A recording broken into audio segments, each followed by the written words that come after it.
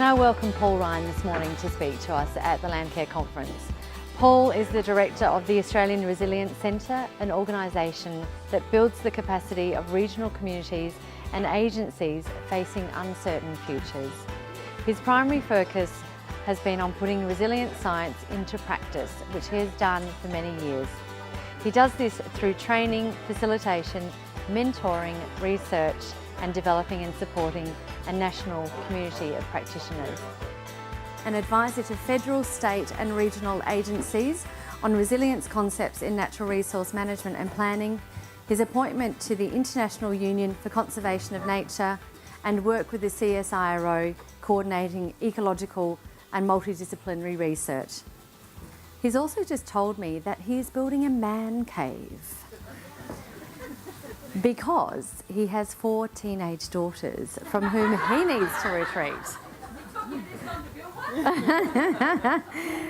So without further ado, I'm going to hand to Paul. It's going to be a great half an hour or so. Thanks, Paul. Thank you. You can stay here. We'd love you to stay here. Yep. You can move or stay. Yeah, feel free to move around if you want. Thanks for that introduction. They're not teenage daughters yet, but they're heading into teenage daughter years, so I'm planning ahead. So, and thanks for that introduction. I actually spoke at the Wakefield conference 2 years ago, and I have to admit, when you get invited to speak at the same conference twice, initially I thought, they really love me. But then I had this sort of slow creeping recognition that actually, did anyone remember that I spoke? Was it so boring that maybe people slept through it? So to overcome that this time, I've got a little activity that's going to go on while I'm speaking. And so my little volunteers, you know who you are, you've got a ball of string. And what I want the volunteers to do is to hang on to the end of that ball of string and then pass it to someone that they know close by, but someone they know well enough to have a chat to, have a cup of tea or have a beer with. That's someone that you feel comfortable, that you know well enough to do that.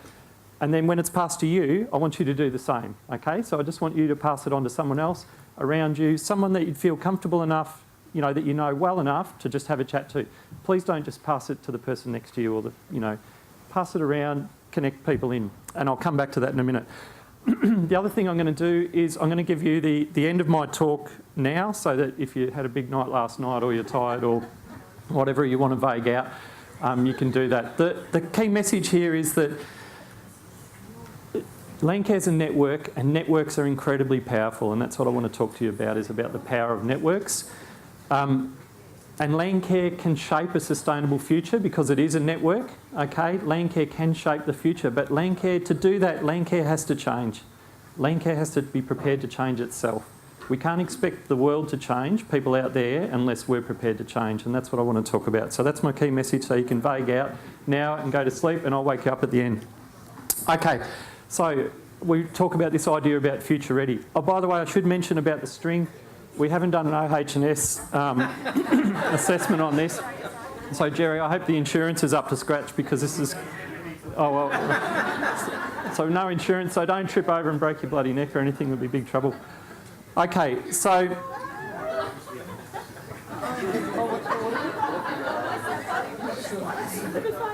It'll be right. What do we mean by future ready? What do I mean when I say future ready? And future, if we think about the future that we face, these two diagrams come from the World Economic Forum. The World Economic Forum is a group that gets together. They bring together about 2,500 policymakers, decision makers, economists, and they talk about the future of the planet. So they talk about, improving human well-being. This is what they produced this year in May. So this figure on the left, that's the likelihood and consequence of the major risks that the world faces, okay? So this is their assessment. These are the highly likely and highly with a significant impact or large impact. If you look at these things up here, there's things in green: the failure of climate change, biodiversity loss, the collapse of ecosystems, extreme weather events, water crisis, food crisis. They're some of the things that they talk about as being highly likely and highly impactful. That's the business of us in this room. That's the business of Landcare. So this this, global economic forum is talking about the business that we're talking about in this room as the biggest threats and having the biggest impacts on our society. Those things are also they don't act in isolation. They're actually really connected. So those threats are really connected to each other.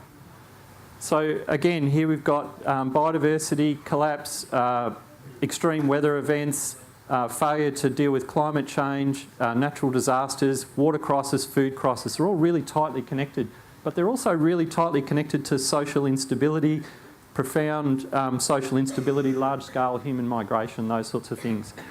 The business of Landcare is about the business of people and humanity. That's our message. Actually, the stuff that we deal with every day is really incredibly important for the business of humanity, for the business of the world and our society.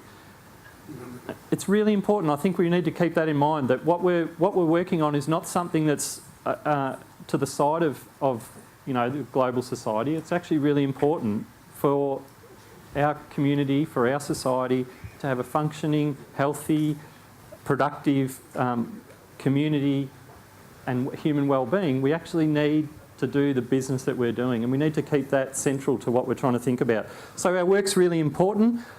If you think about Landcare, where Landcare came from, Landcare started in 1985 or 86 or whatever it was, from a few people thinking we need to work closely together to manage some of the big issues around land management. Think about 1986. This was the cutting edge technology, the bag phone and the Polaroid camera. That's the era that we're talking about. The mighty Hawks were on a rampage through this period, and this, as a Victorian, the horror of this and the nightmare of this was still 10 years away. So, and there was only 12 teams, etc. There was a guy who looks like a sort of character out of Sesame Street or something, was running the free world, and then I actually thought, things haven't really changed that much. But think about how Landcare came through all of that. So, and here's a really important point, and I really mean this. If Landcare was an organisation, or Landcare was just a name, or if Landcare was just a funding program, or if it was just a person, it wouldn't have survived. It wouldn't have survived for 30 years. Think about all the stuff that's come and gone. Landcare's still here, and there's a reason it's still here, and it's because it's a network. You can't kill networks. They're really hard to kill. So bits of it will die off for sure, and bits of it will change, and other bits pop up. I just heard Dee say over here she's trying to start a new Landcare group. So there's still people popping up, new Landcare groups around the country. And of course, bits of it are declining in places, and we're struggling with memberships and all those sorts of things. But Landcare itself is really hard to get rid of and to kill off because it's a network. And that's incredibly important to keep in mind. Landcare is a network, and that's the power of one of the powers of Landcare. But it raises some big questions. How do we think about Landcare over the next period of time? We can't be the same as we were in the past. We're probably going to need to be something different to deal with the sort of challenges we need to deal with. So what's the future of Landcare look like? And I think Landcare needs to change. As a sort of an insider-outsider, I think Landcare needs to think about changing and how it's going to cope with the future. But when we talk about change, there's different ways to think about change. If we think about a sort of continuum of change from kind of business as usual through to transformation, up this business as usual end, this is really about incremental change. And I think Keith mentioned this yesterday. That's not changing much at all. That's just doing the same thing slightly better over time. Small-scale decisions, one after the other, adding up to really just a continuation of the same sort of direction. At the other end, you've got transformation, which is really big change. That's almost complete change. So you're talking about the system having a different identity. Somewhere in the middle is this idea of sort of deliberate directional change of kind of adaptation, and we've heard a lot about adaptation over the last couple of days. The thing about, here's the kind of rub, the thing about business as usual is it's just like a comfortable pair of slippers, really. It's not changing much. It feels really nice to put them on, and we know how to walk in your old slippers. When we talk about adaptation, it's about doing some things differently, but it's still kind of just walking in slippers, but they're just fancier slippers. We're sort of getting around some problems and we're making some directional change, but it's not really changing things dramatically. If we're right up this end, we're talking about trying to walk in something very different. And of course, if you were trying to do that, if you're up this end, there's more pain, obviously. So one of the messages I guess I want to get across is that if we are thinking about changing, it's going to hurt. It's going to feel uncomfortable. And probably, if it doesn't, you're not changing enough.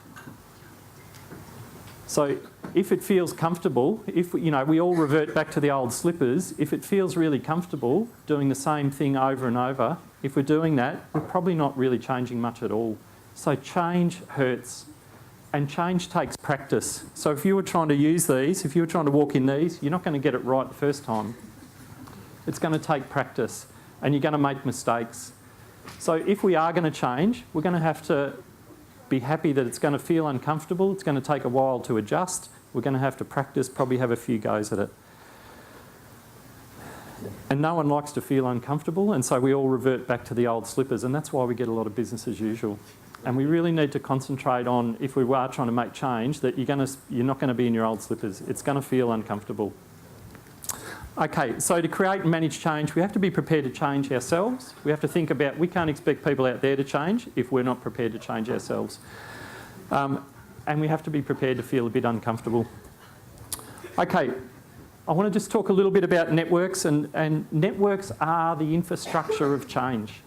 That's how our society, and all societies around the globe have evolved and developed. It's through networks. So think about, when as people were evolving and humans were, starting to develop, and then we developed societies and all of that sort of stuff. Think about the power of networks where someone watches someone else build a tool or make a tool or adopt some new technology and how that spreads. Think about writing, how it spread around the world. Think about how technology spread around the world now. Humanity and the change in humanity is about networks. Networks are the infrastructure of change, and Landcare is a network, so it's got the infrastructure to change. You've probably all heard this story about the 6 degrees of separation. Okay, so that's this idea that basically, even though there's about 8 billion of us on the planet, we're connected by just 6 connections. So if I want to get a letter to someone on the other side of the world who I've never met, you can do that. It'll have to pass just through 6 pairs of hands. That's an unbelievable idea, that you're connected, all of us in this room are connected to everyone else on the planet by just 6 other people. Think about this network in here, and we can see what the string's doing. We're connected by probably 1 or 2. But here's the magic of networks, and this is one of the bits of magic that I think we can use. Even though everyone in the world's connected by 6 connections, you can and so their connections, you don't have to know those people, and actually you could pass something through that network and you don't have to know that person on the end of that network, and you might have very little influence on the person on the end of that network. But here's some research from the US, which has been running for a long period of time now. It's been tested again and again, and it holds up. It's really solid. To 3 connections, what you do, how you act, your emotions influence people to 3 connections away from you. So these are network diagrams taken from a study that's been running for 30 years. It maps everyone in a single little town, all of their family networks, all of their friendships, all the connections between them. So each one of those little dots on there is a person. And that shows how they're all connected, and they're all connected as you'd expect. There's people clustered in the middle, and there's people out on the edge. But what the colours represent is emotions. Dark blue are unhappy people. The yellow and the green are happier people. Okay, so this is from their own self-reporting. They surveyed these people and asked them, how happy do you feel? This has been done a number of times over years. Look how they're clustered. Now, people who are unhappy don't move. They're not moving towards other unhappy people in the network. It's the emotion that's moving. So if you know someone who's unhappy, you're likely to be unhappy. If you know someone who's unhappy, you're likely to be unhappy. If you know someone who knows someone who's unhappy, you're more likely to be unhappy than average. emotions spread through networks. So think about the messages we send every time we talk about Landcare. If we talk about we haven't got enough funding, we haven't got enough members, etc., etc., that's the emotion we're spreading through our networks. So we can think about the emotions, but also practice. And this is the same from the same town, it's from the same network, it's a different perspective on the network, but this is obesity. The pattern's not quite as clear, partly because of the colours, but it actually is the same. If you know someone who's obese, you're more likely to be obese, up to 45% more likely to be obese. If you know someone who's obese, you're about 20% more likely to be obese, and up to 10% out for another connection. It works for smoking, it works for crime, it works for all sorts of things. Networks are a magic kind of organism that spreads stuff which we're not even aware of. So your behaviour, what you do has an impact on people. People you don't even know, out to 3 connections away from you. That's the sort of power that we can leverage in a network like Landcare. But it depends on being deliberate about our messages, about the way we talk about things. And I'm not talking about spin. I'm not just talking about talking things up. I'm talking about the right messages, getting the right messages out there. If we just say Landcare is a great success all the time, that's not going to work on people. What about changing the message to say Landcare's got a key role in the way our community operates? Landcare's got a key role in the relationship between food and water and health, for example. So putting Landcare at the centre of some of those sorts of conversations. Here's another bit of interesting work about networks, which I did show in Wakefield, and for the people that were awake in Wakefield, they should remember this. But this is looking at farmer networks in New South Wales, in Queensland, sorry, and again, it's been tested again and again, and it's pretty robust. The people on the left are what they judge to be incremental adapters. The people over here on the right were transformational adapters. So these are, people on the left are making small change. They're wearing the slippers. People on the right are in the stilettos. What you find when you look at their social networks is that their social networks of incremental adapters are really strong. In other words, we're kind of in our peer group, a tight peer group, and it's really hard to make change when you're stuck in that tight peer group. The people making big change have really poor social networks, relatively poor social networks, and we all know those people, and there's probably some in this room. They're a little bit screwy. Because you sort of have to be to break out of the norm. You have to be a little bit loopy, and you have to be a bit disconnected, because if you just did what your neighbours did, or you did what what your friends say you should do, you don't change much. If you look at their information networks, it's exactly the opposite. The people who don't change much have got really poor information networks. The people who change a lot have got these really strong information networks. So the structure of networks matters too. The message here is you actually don't need sometimes to have a really strong network to create change. So there's 2 things out of both of these studies that are important. Lots of positive and negative things spread through networks. So think about what we're spreading through our networks. And the other thing is that the structure of networks matters depending on what you're trying to achieve. So you can change things. Maybe a small group of people can change things. And in fact, when you look at all the big social movements around the world, the historical ones and the current ones, they all start with small networks.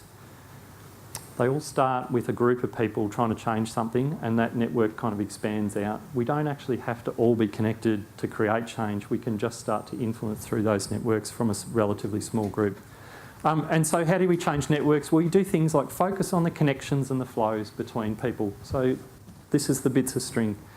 What are the connections? Who am I connected to? And what are the flows between those connections? Connect with different networks. We often spend time in the rooms together talking with each other. So how do we connect with other networks? And I'd encourage people not just to connect with other Landcare groups or other land management groups, but what about other networks? What about other social networks? What about health? What about education? And I know lots of groups here work with schools, and that's fantastic. But what other sort of networks can we connect with that we might be able to learn something from, that we might be able to partner with, that we might be able to gain information from or pass information into? So deliberately trying to connect. And then connect with, but don't try to capture those innovators. And we did some survey work in Victoria years ago, and what we found was the people who were leaving Landcare were the people who we probably most want in Landcare. They were really innovative and they were pulling in lots of ideas, but they actually didn't want to be in a network like that. They wanted to be out on their own, and so we had to work out ways we could work with them rather than trying to sort of capture them and pull them in. It probably kills off a lot of innovation if we try to wrap those people up too much. You don't always have to focus on expanding or building your network. And I know constantly Landcare groups, and I talk with lots of Landcare groups and work with lots of Landcare groups, membership is the key. It's like, how do we get more members? Maybe we just don't focus on it as much. Maybe focus on the people who are there, who want to be there, and think about how can we, as a smaller network, try to influence things much more instead of... And I know this burnout and all that stuff, I'm really aware of those issues. But we spend so much time worrying about trying to build our networks that actually, what about if we just use the smaller network we've got more effectively? And then think about those positive contagions. What's the germ that you're releasing into the network? Is it positive or negative? What's the message we're sending out? If we talk a lot about we haven't got enough funding and Landcare used to be great and it was like this and now it's like this, that's not a great message to be shooting out in the network. So think about what those messages are that you're putting out there through the way we act, the way we behave, the way we talk about things. Like I say, if things like crime, obesity, smoking and emotions like happiness spread through networks, think about what we can deliberately do if we focus on the power of those networks and putting the right messages into those networks and getting the right things buzzing through them. Okay, last little bit. So the future. So if I think about the future of Landcare, and these are just a set of ideas, so I don't have any kind of vested interest in any of this stuff, but if we blue sky about the future of Landcare, what could it be? So if we think about a vision for Landcare, and I just made this up, but I think it's not too bad. Landcare is at the heart of helping communities to adapt and transform in the face of significant change.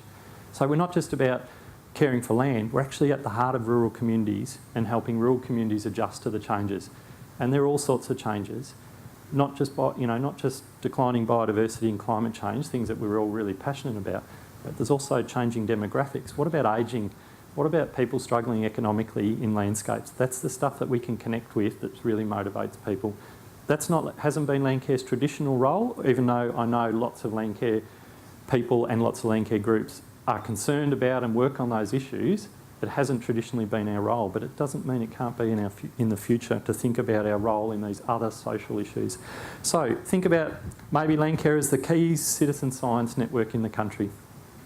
What about Landcare as the custodian of a new story about the nexus between people, land, biodiversity, water, food and human health in a changing climate? Landcare as the custodians of that, owning that story of saying, here's the connection between healthy people, healthy food, healthy landscapes. No one else actually does that in this country. There's no national narrative in Australia. There's no national story about sustainability anymore. Landcare can recapture that story. It did have it in the past. It doesn't have it anymore, but I think it can do that. Think about Landcare as a partner for rural health. Rural health struggles with exactly the same issues that we talk about. It's incredible that I've just spent a little bit of time overseas and talking with people working in health. I was amazed at just how closely aligned our issues are about they face the same sort of challenges. There's great opportunities for us to think about the relationship between human health and landscape health. And we know that Aboriginal communities and Indigenous communities have such a strong understanding of that connection between healthy land and healthy people. And I think we can build on that and we can use that wisdom to think about those connections. Think about Landcare as an accreditation body for a sustainable, ethical and healthy food production system in Australia. Why not? Why not?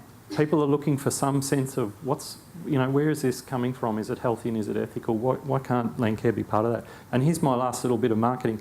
What about we reboot Landcare? We partner with someone and say, we're going to relaunch Landcare. And think about some alternative way of kind of rebooting Landcare. Okay, so now what? Now what I want us to do is I want everyone who's holding a bit of string to stand up and hold that bit of string up above your head. Don't trip over because, as Jerry said, we haven't got any insurance. So look around. So just look around. Here's your network, okay? And if you're not holding a bit of string, stand up and grab the bit of string that's closest to you, okay? So now you're all connected. That's your network, okay? Look around. This is your network. You're probably 1 or 2 degrees of separation between you. And as I've said, that means basically everyone in this room is influencing each other through those connections. So everyone in this room is having an influence on our behaviour, on our emotions, and we're having an influence on people outside this room as we speak, even though we don't know it. So this is your network, and what I want you to do, if you weren't connected into that network, I want you to look at some people either side of you, and when we go and have morning tea, I want you to have that cup of tea with those people and talk about the future of Landcare. What could it be? What ideas have you got about the future of Landcare? And how can we use this network to try and drive the sort of positive change that we'd like to see? Yeah? That's all. Thanks. What do you want to tell them about untangling?